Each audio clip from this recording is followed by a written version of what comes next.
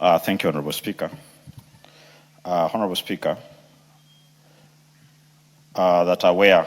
that the Kenya education sector has faced escalating infrastructure pressures culminating in overstretched facilities, particularly in boarding schools.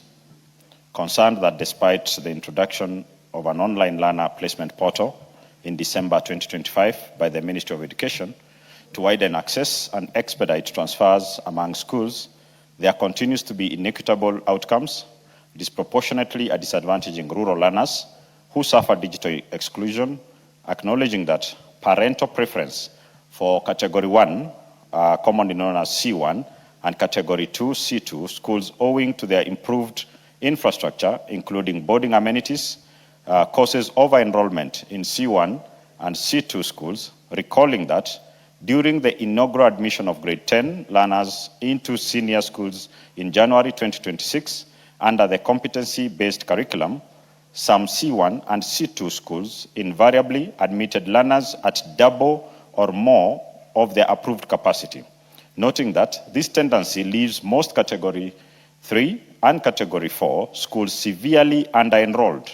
some below their viable enrollment capacity, concerned that the current capitation model based on the number of learners per school is not only misaligned with actual school facilities, but also encourages over-enrollment by some schools in pursuit of higher capitation funding, observing that the resultant overcrowding in C1 and C2 schools has eroded the recommended teacher-to-student ratio of 1:40, fueled teacher burnout, diminished instructional quality, affected individual learner attention, overstretched facilities, and compromised learner safety in cases of emergencies. Now, therefore, this House resolves that the Ministry of Education, in collaboration with other relevant government agencies and stakeholders,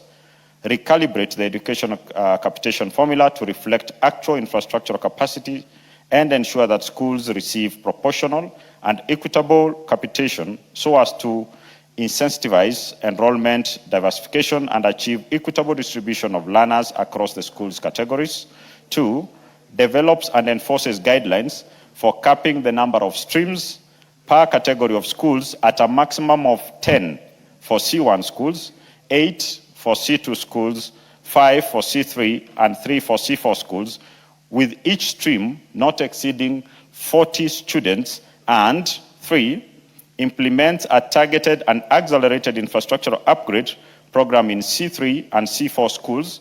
including classrooms, laboratories, ICT hubs, boarding sanitation and amenities, so as to achieve infrastructure standardization across all categories of schools, safeguard the quality of education, and systematically eliminate overcrowding in C1 and C2 schools.